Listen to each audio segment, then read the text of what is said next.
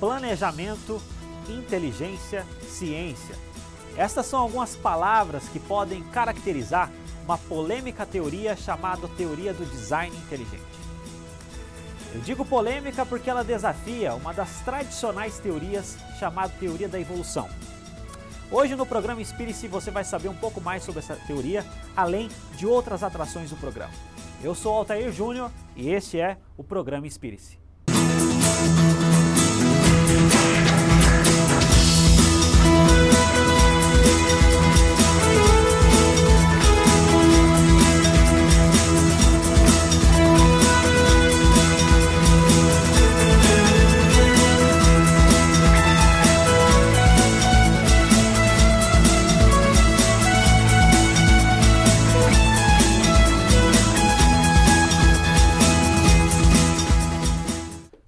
Nós estamos começando o primeiro programa Inspire-se do ano e eu gostaria aqui já de registrar os meus agradecimentos a todas aquelas pessoas que incentivaram, colocaram palavras de incentivo. Com certeza isso fez a diferença, com certeza isso inspirou. E nós estamos começando agora o programa Inspire-se, ok? Agora nós iremos para a entrevista, né, conforme foi dito no início, sobre design inteligente. Mas é bom lembrar você que nos dias 6, 7 e 8 de outubro, a Universidade Estadual de Maringá irá realizar o primeiro curso de extensão, Os Diferentes Olhares sobre a Origem da Vida.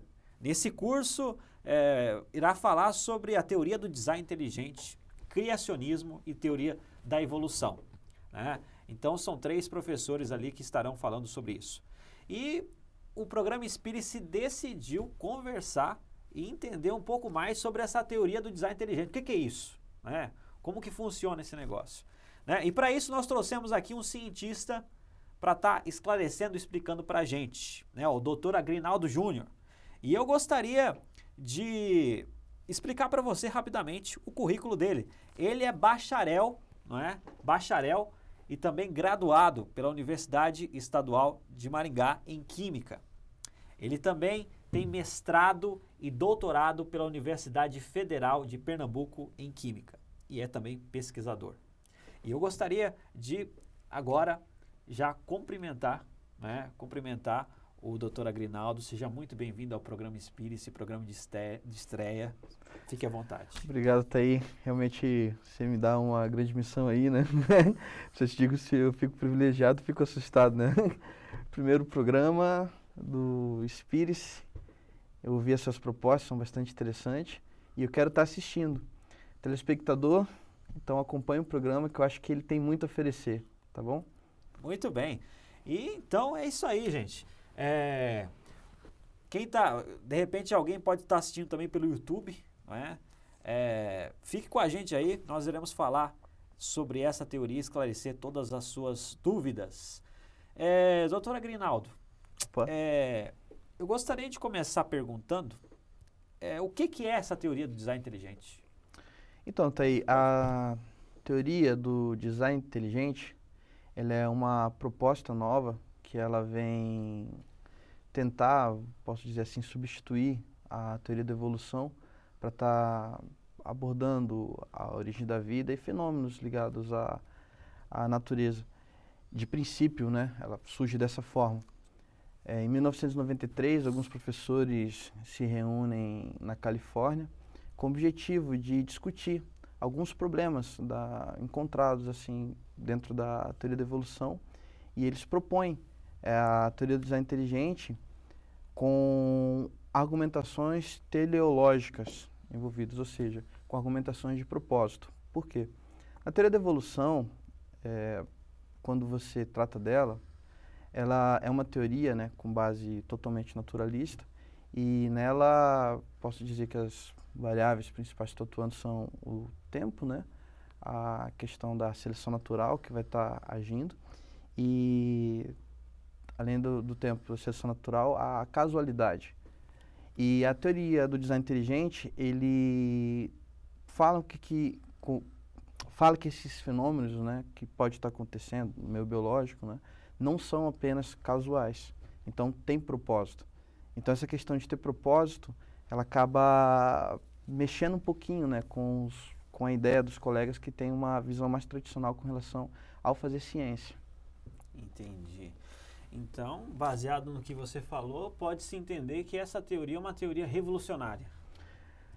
Poderíamos dizer que sim. Eu, pelo menos, estou acreditando que seja, né? Aham. Porque a teoria ela é algo na ciência, sim, que ela é muito séria, ela é uma coisa muito levada realmente a sério.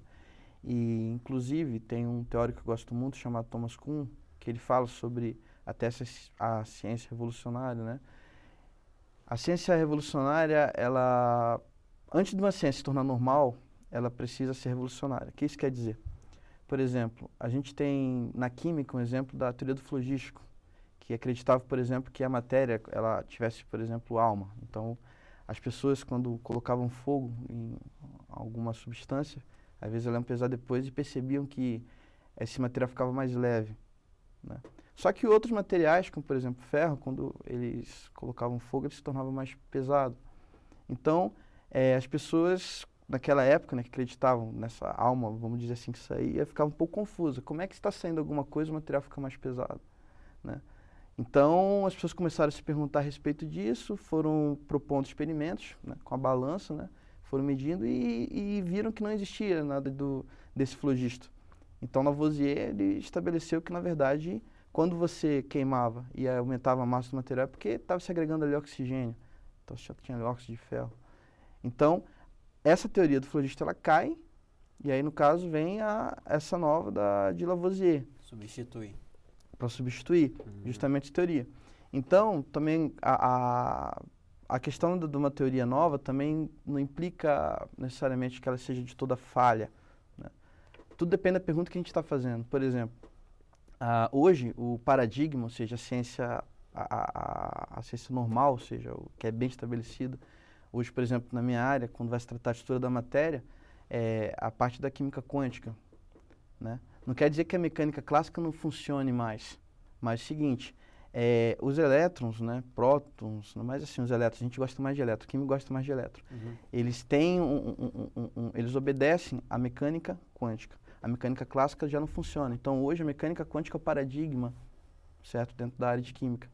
Então, eu acredito que a teoria, certo, do design inteligente, ele tende a querer substituir a teoria da evolução, da mesma forma, porque ela responderia melhor. Mas quais perguntas responderia?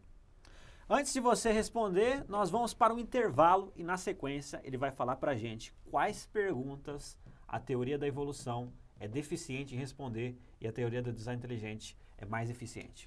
Até já!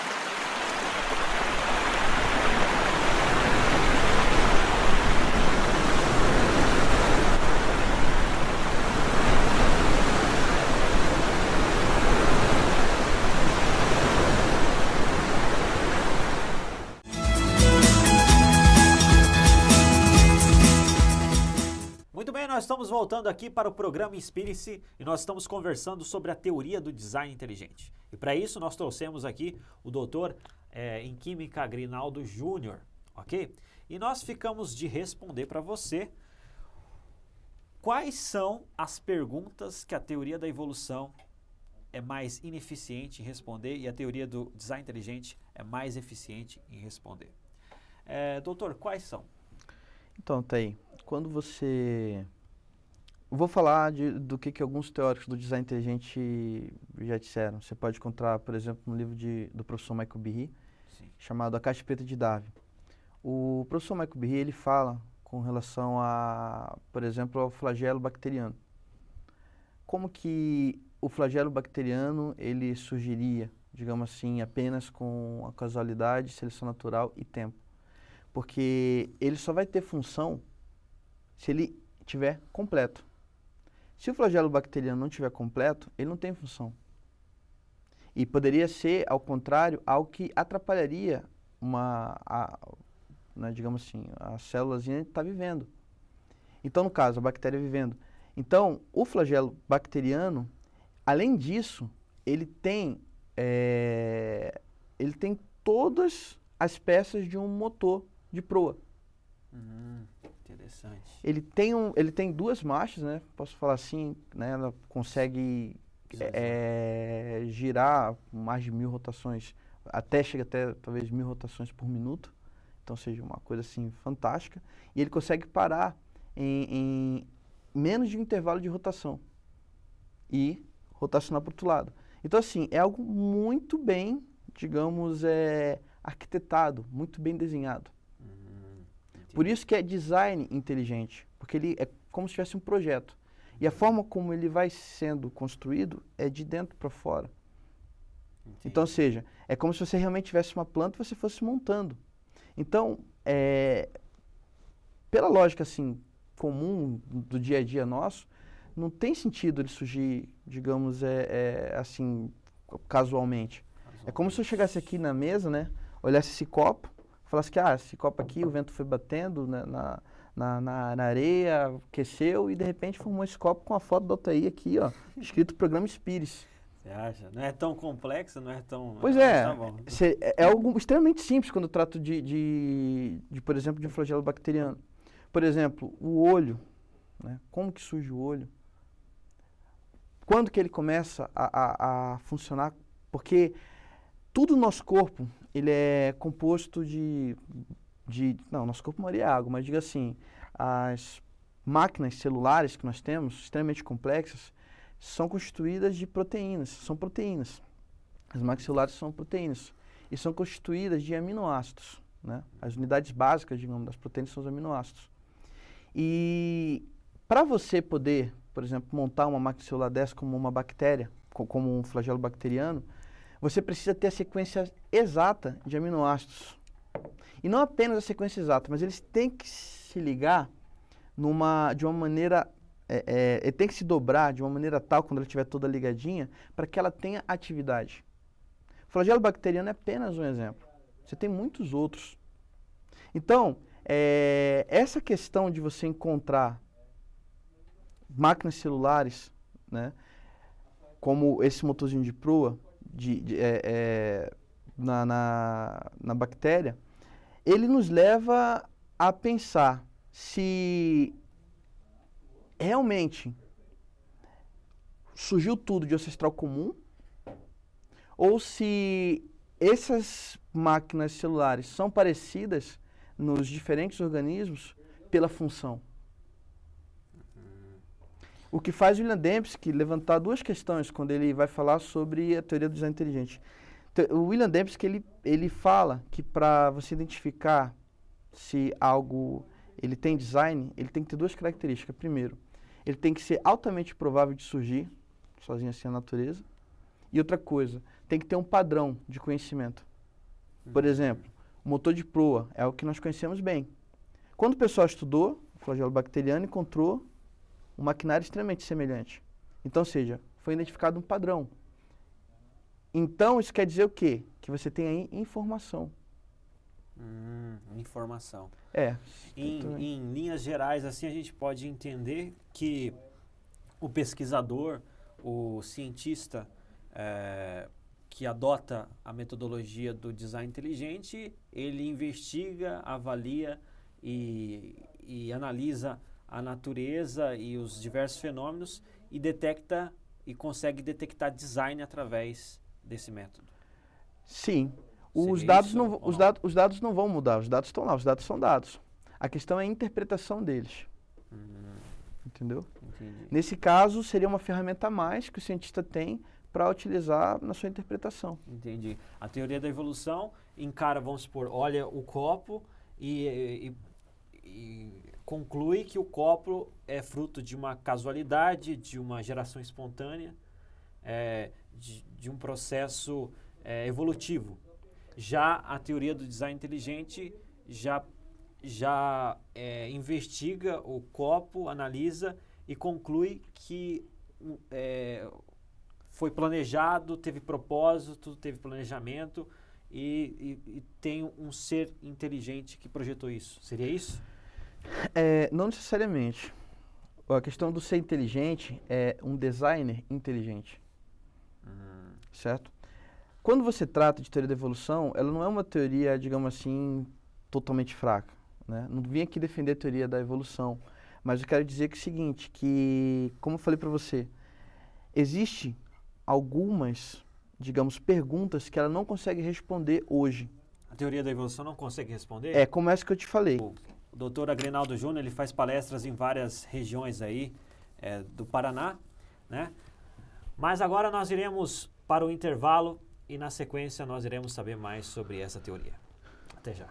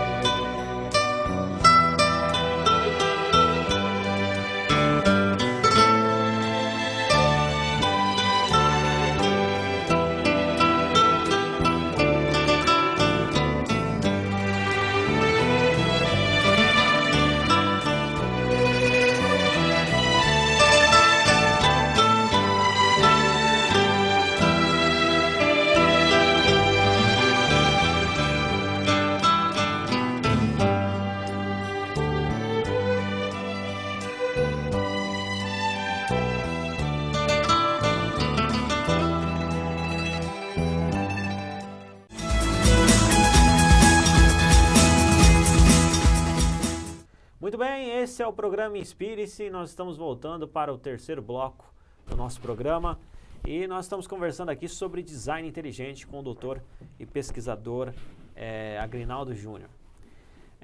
Doutor Agrinaldo, eu gostaria que você explicasse para a gente. Muita gente fala que a teoria do design inteligente é criacionismo.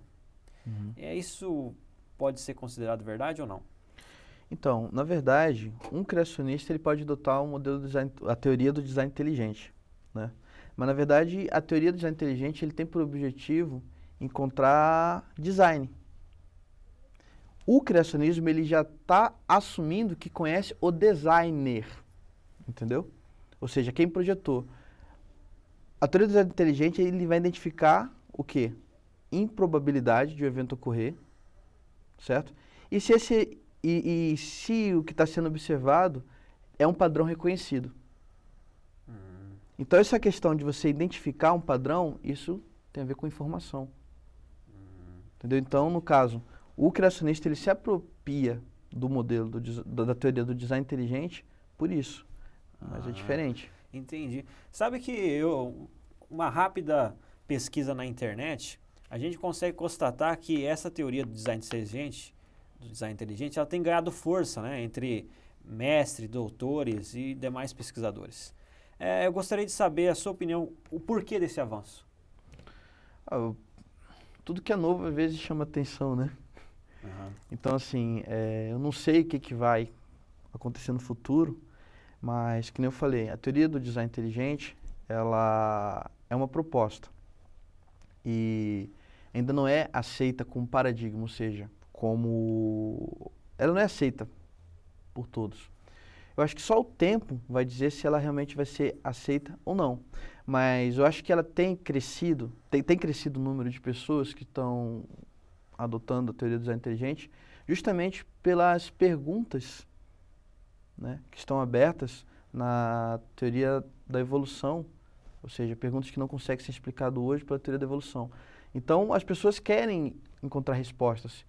E a teoria do design inteligente abre essa possibilidade, porém com argumentos teleológicos, né? De propósito, ou seja. Interessante. Para a gente fechar... Ou seja, desculpe interromper, ou seja, não seria totalmente naturalista, entendeu? Entendi. Não seria baseado no naturalismo. Só e simplesmente Isso. naturalismo. Bom, eu gostaria que você, para a gente fechar, que você falasse o que essa teoria hoje representa, tanto no mundo quanto no Brasil, na tua opinião. A teoria do design inteligente no Brasil ela cresceu muito. Nós tivemos no ano passado um simpósio que aconteceu em Campinas, onde tiveram ali um hotel, né, mais de 300 cientistas. 300 cientistas. Que fundou, né, a Sociedade Brasileira do Design Inteligente.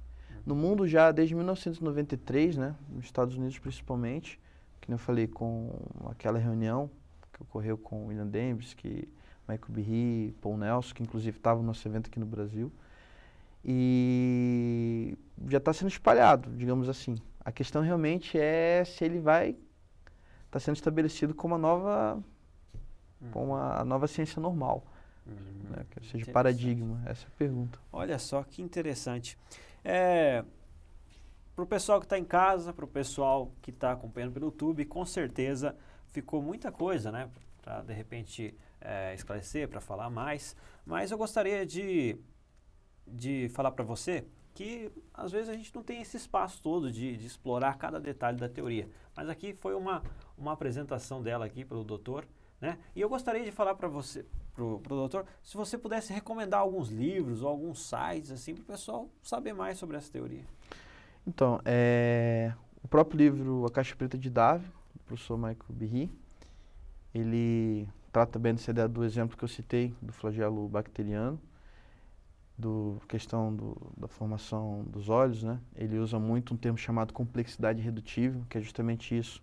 Para alguma coisa, né, digamos, existe essas máquinas celulares, para elas poderem funcionar, elas já tem que estar toda modeladinha, não pode surgindo partes. Então essa é a complexidade redutível. Se você tirar uma pecinha dessa máquina celular, ela deixa de funcionar. É um exemplo legal. E outra ideia que eu gosto muito é do Dembski, que ele fala sobre a questão da improbabilidade, né, e a questão de reconhecimento de padrão.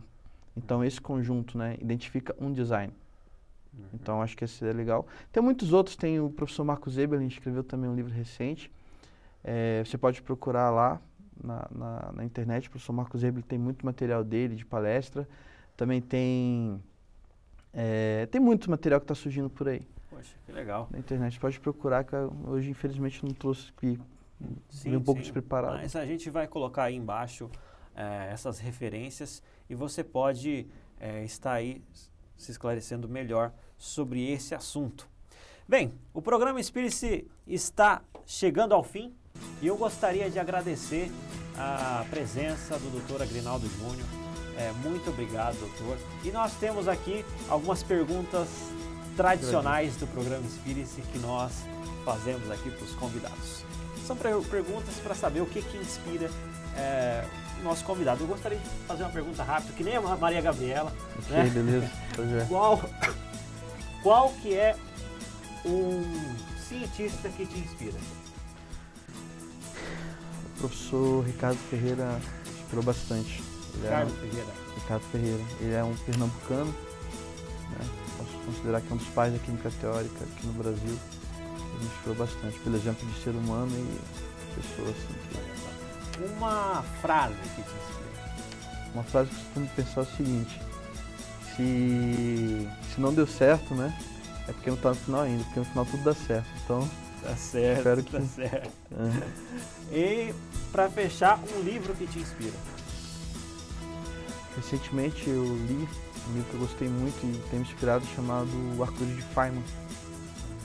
Pela maneira, além de grande cientista, a maneira como é que ele via a beleza da vida. Né? O que são as suas considerações finais? Se vocês puderem estar comparecendo a esse evento, lá vai estar falando o professor Marcos Eberlin, que ele é o nosso presidente da Sociedade Brasileira do Design Inteligente aqui no Brasil. E lá vai estar também o professor Rodrigo Meneghetti, que ele também é do Departamento de Física. A professora Marta Bellini, né, que é Física no Departamento de Química, corrigindo. E a professora Marta Bellini do Departamento de Biologia vai estar falando sobre teoria da evolução. Então vai ser aberto, né, vocês podem estar assistindo lá. E aproveitem o curso, porque é a primeira vez que está acontecendo. Vamos privilegiar aí na nossa cidade, né? Acho que é isso aí. Legal, muito obrigado, doutor. Este foi mais um programa Inspire-se e até o próximo programa.